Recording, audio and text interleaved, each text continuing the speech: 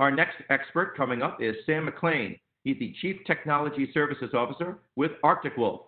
Sam, take it away. Hello, I'm Sam McLane, Chief Technology Services Officer for Arctic Wolf Networks, and today I'd like to talk to you about security effectiveness. When I talk about security effectiveness, I'm talking about the problems we currently have in our industry where if you think about the number of vendors and the amount of money that's spent in trying to protect companies from cyber attacks, it doesn't seem as though we're making a lot of progress. The breaches continue to keep coming, and it doesn't seem like no matter how much money or how many different new and better tools we throw at the problem, the issue stays with us.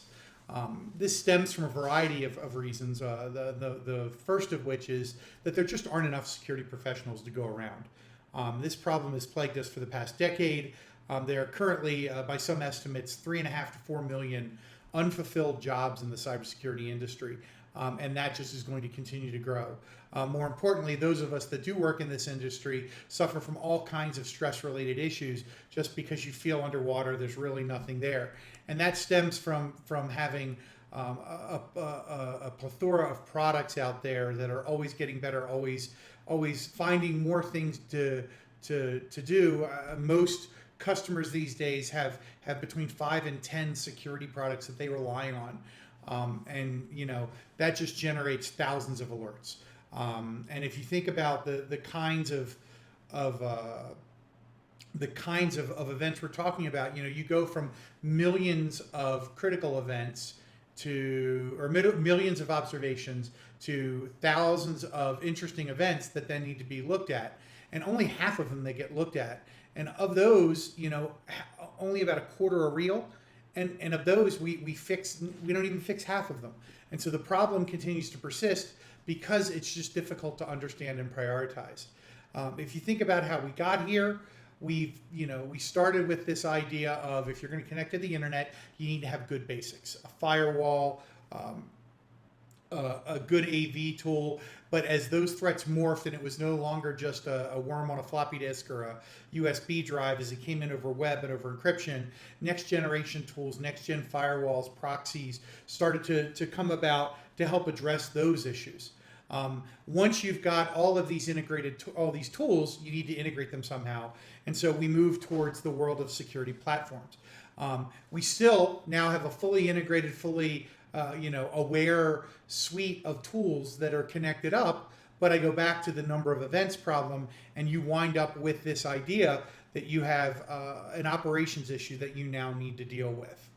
And if you look at the problem, the breaches continue no matter what we seem to do. As I said at the beginning, the tools are clearly getting better. We're clearly able to identify new attack threats, new vectors, the techniques that are going on. The world is way more aware of security, both at the board level as well as at the vendor level. So, Microsoft and Apple and Android and Google, all of the companies out there are constantly reviewing their source code, reviewing their products for bugs. So the awareness is at a heightened level, but we're still seeing breaches. And if you look at some of the breaches that have occurred over the past decade, these are really big companies. We're talking about Target, where they had a SOC telling them that people were breaking into their environment, that they had attackers in, and it was ignored by the corporate SOC. Equifax knew they had vulnerabilities, but they had so many vulnerabilities across their public web services that they couldn't prioritize and get the right things patched at the right time. And Capital One, as they move their data to the cloud, as their vendors move data to the cloud, failed to configure a storage bucket properly and wound up exposing 100 million events. These are really big companies, but even the companies, it's not big companies that we're dealing with. At Arctic Wolf, we deal with small, medium enterprise customers between 400 or 500 users and 3,000 users typically.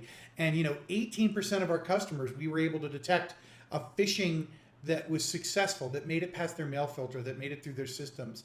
And 43% of our customers, we identified an advanced threat that had made it through their EDR and their firewall and their spam filters. And a vast majority of our customers, we have found multiple usernames out on the dark web that had been compromised in some way.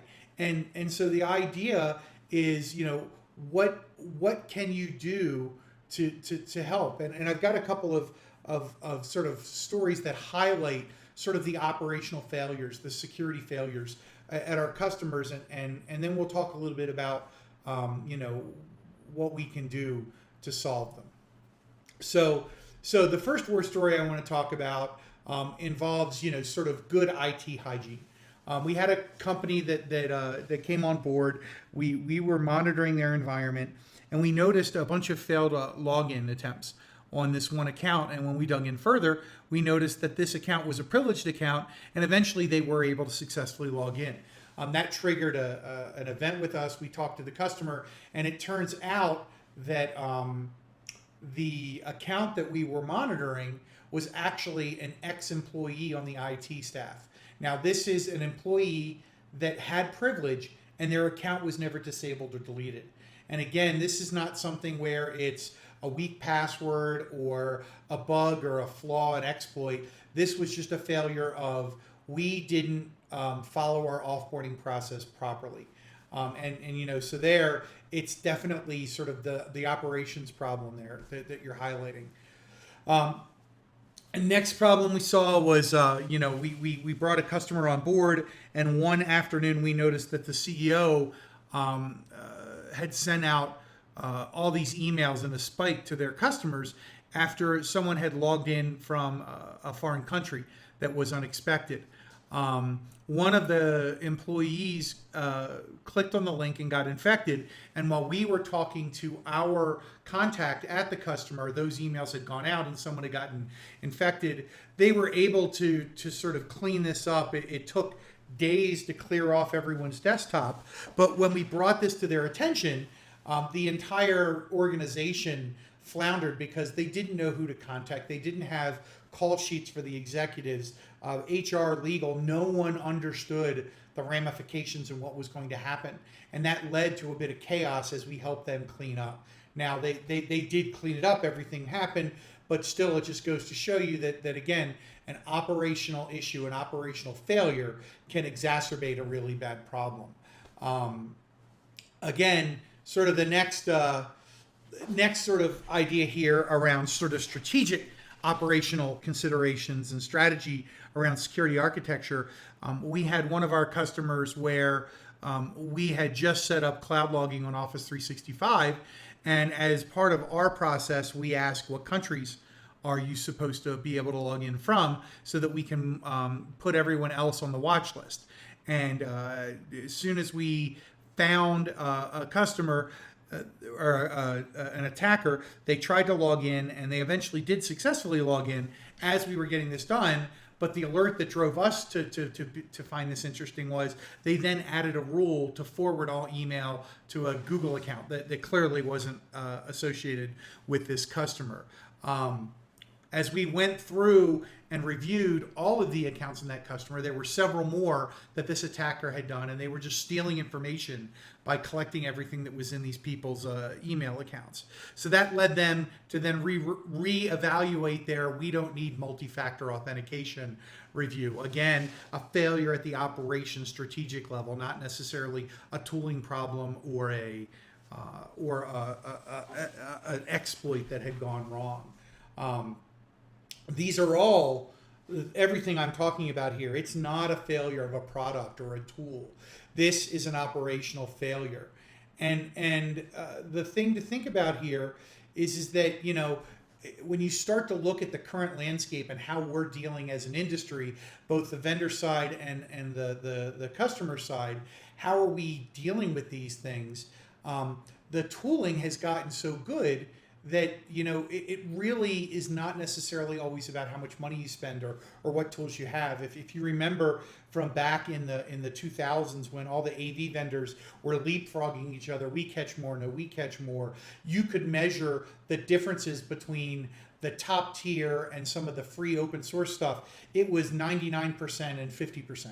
And so people really didn't consider the open source and free technologies as something that was really valuable. Nowadays, when you look at that same kind of a report, our endpoint collects these kinds of things or catches these kinds of threats out of the MITRE attack framework. You can measure the difference between the top of the line and the open source free tools.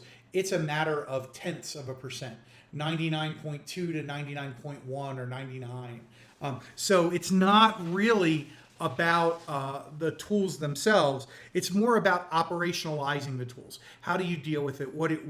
How do you have them configured? And if you take into account, some of the current trends that we're seeing, whether it's the push to move everybody remote because of COVID-19, which introduced several different sort of areas of concern in the security industry.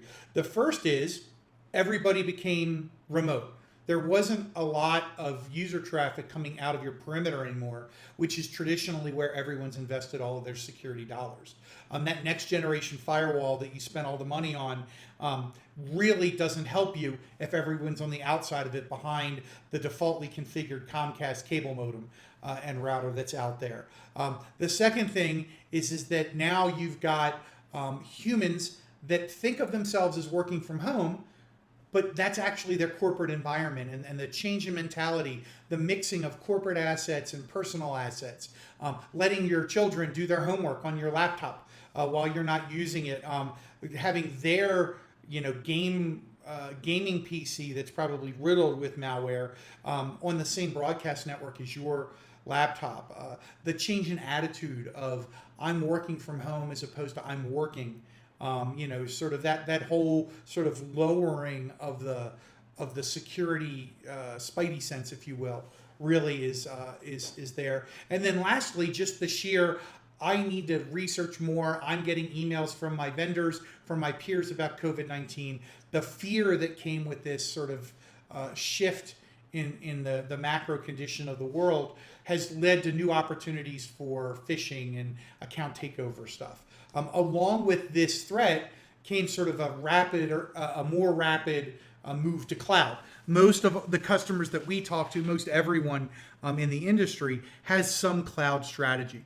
Some people were just starting to get there. Other people were deeper into it. But the idea that people were moving to cloud and now suddenly everything's remote, they've got to have access so that business can continue. Everybody moved to cloud much faster than was expected. And if you think that the skill shortage in security is tight, then you need to start looking at, well, what of those people that are very rare and precious, how many of them actually know the proper way to configure Azure and AWS and Google and Office 365? I mean, there's just such a lack of understanding in a lot of places about those technologies. And as well as, do you understand where all your cloud data is? As people sign up, as sales signs up for a marketing system, or your engineering team signs up for a ticketing system, or some kind of code review, or they start saving things out in GitHub or Bitbucket, are you aware of the sprawl and breadth of corporate data and where it actually sits? These are all interesting questions. And if you sort of look back at everything I've sort of talked about in the past 15 minutes, there's a people shortage. We don't have enough people. There are way too many alerts for the few people we do have to deal with successfully. That stems from a maturation of the products that we use and the types of products, the types of alerts. AI saying, hey, these are all anomalous actions. And the breaches just keep escalating. They get worse, and the move to cloud just muddies the whole thing, because not only do you have true breaches that are out of brute force attacks and sort of the traditional methods, but people don't know how to configure them correctly. So there's a true sort of culmination of all kinds of things of how can you possibly make sense of all this.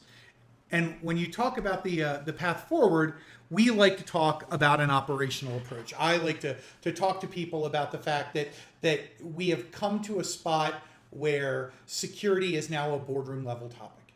And it's not just, hey, you can go into a board and say, hey, we just bought new Palo Alto firewalls, and they're the greatest thing. They've got all the bells and whistles. We spent, $250,000, and the CFO or the head of HR, the head of sales are going to look at you and go, I have no idea what you're talking about, because understanding that the tools are better really doesn't help them. What they want to know is, what are the programs you have in place? Are your people properly trained? Do you understand how to look for breaches, defend against breaches, and if a breach happens, what are you doing? And so in order to take all of the issues I described and put them into a business context that will make sense for the rest of your peers on the board, you need to look at an operational approach that sort of is cyclical in nature. And you can define and defend. We have a program that starts with visibility. We have the right coverage, and I'll walk through these in more detail in a minute, but leads to, and we can measure it, and we are continuously improving it. And so once you have that cycle, you can start to talk to people about the true business impact of security. And so now let's go through some of this and see how one would start to think about implementing an operational approach to their security efforts. Start with broad visibility. As I said, there are thousands of tools out there. And really, the only thing worse than saying I was breached and was I was breached and I had no clue that there was an attack going on. So a lack of visibility is almost the weakest defense you could possibly put forth. Saying, yes, we had 50,000 alerts and we missed one, that's an expected thing. Even as a vendor here, no one claims to be perfect. But the idea is, if you have the right tools and the right programs in place, if you miss one part of the Lockheed Martin kill chain, you will catch the next one. And so that's part of this whole system is that you really want to be able to defend all the different aspects of what's going on. Do you have the right data? Are you able to capture it all, store it all, process it all? And when I'm talking about the right data, this sort of highlights a more detailed view. What are the kinds of things I'm looking for? Well, the first thing is, do I have access to all of the network level data? Do I know what's traversing my network? What's coming in and out of the firewall? What's going east-west between the clients and the servers? And do I have the right controls in place? Am I able to see what's there? Secondly, do I have access to all the server data and identity data, whether it's on-prem or in the cloud? Do I have all the rest of the cloud sources where all of my data resides, so that if I were audited and I say I understand the governance of my data, I could say it's in all these places, I have access logs, I have controls, and I'm monitoring it. And then do you centrally store it someplace where, in the event of a crisis, your incident response plan can say, go here, everything will be there. So that idea of broad visibility, being able to see everything that's out there and collect it into one spot and having confidence that that's working, is really sort of the foundational piece as we start the operational approach to security. The second thing is being able to actually then make sense of the data you're collecting. A lot of people will start off with the idea, I can do this myself. And what we found, and what others in our industry find, is that in order to build a SOC on your own that can actually do this 7x24, 365, you need somewhere between 10 and 12 people. You need to have the right tools, so you need to have SIM, you need to have threat intel, you need to have all the right agents to collect all the right data, you've got to have the API integrations. It's more than likely going to have some level of integration with a ticketing system so that you can understand what's going on. And then you need all the operational support for that, whether it's the server, the database managers, the developers to help with the integration work. All of that requires an enormous amount of effort. And most companies that are, not Fortune 500 will wind up outsourcing some portion of that. And then there are pitfalls there as well. Being an outsourced provider, we try very hard to alleviate these concerns, but is your provider able to have the right context? Do they understand your environment, your business? What users are important? What data is important? Where is it stored? And then do they have a consistency of the quality of their staff? Does your provider have proper training programs in place? Do they have a competency matrix so that they can guarantee that the person that's working the midnight to 6 a.m. shift has got the same skills as the person that's on from 6 a.m. to noon? Those are the kinds of questions that you should be asking. What we find that most people do is they wind up in a hybrid model where aspects of the security program are managed internally, because ultimately you can never give up your security ownership. At the board level, I'm not going to be standing there saying, yes, Arctic Wolf is to blame here and explaining a breach. I might attend and help support, but eventually someone's going to own it. But then they also may not have the money to staff a 7x24 SOC, as I discussed a moment ago. So a hybrid approach is almost what everybody sort of works on, but then you have to integrate your systems with our systems, and so there's a lot of effort there. Once you've figured out coverage, then it's a question of, okay, do I actually have the right people in the right spots? As I said, the human shortage really drives this as a problem. And one of the things that we found is that if you're able to acquire security talent, they tend to get overloaded by the noise, and so they've got to do some work.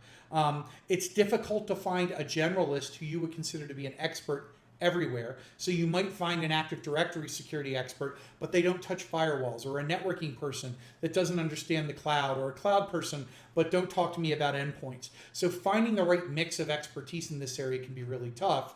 And then at the end of the day, most IT people I talk to wear 4 or 5 hats. Security people are no different. And so you wind up working 10 to 12 hours. I've been on several webinars over the past 3 or 4 months talking to people in the industry, end users, other providers, other security areas.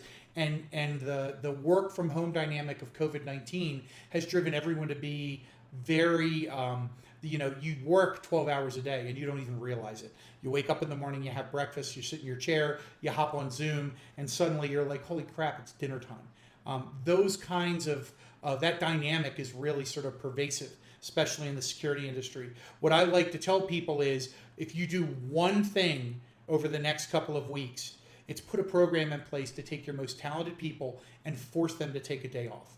Force them to spend every Friday morning or every Tuesday morning doing some kind of personal development, take an online course, get them to start to understand cloud security, and tell them, you know what, take a 2-hour class in the morning and then take the rest of that day off. Give them back a portion of their personal time to just manage their work-life balance. Most people say they'll do it, and then when you go in and look at timesheets, you go and look at vacation requests, and they're just not taking the time off. So do that work to keep your smart people happy. The other area, the sort of next area here is that it's great to have good, smart, tactical people, but oftentimes as sort of a security leader, whether you're a director of security, a CISO, having a strategic peer that you can talk to and say, we're thinking about, I've got a budget next year. I'm not quite sure where to place those dollars. What concerns you? Being able to get the right kind of alignment with your internal business. And whether that's you or an outsourced vCISO or something, you need to have access to people that have a knowledge of what's going on in the landscape, what the current threat makeup looks like, and what people are doing, what are the trends that are happening. And oftentimes peer groups, webinars such as this one, are really interesting. Find people that you trust that you can talk about. Not at a detailed, hey, we were breached last week kind of a level, but more, hey, what are you guys doing for endpoint? What are you doing for, what are you guys doing for cloud security?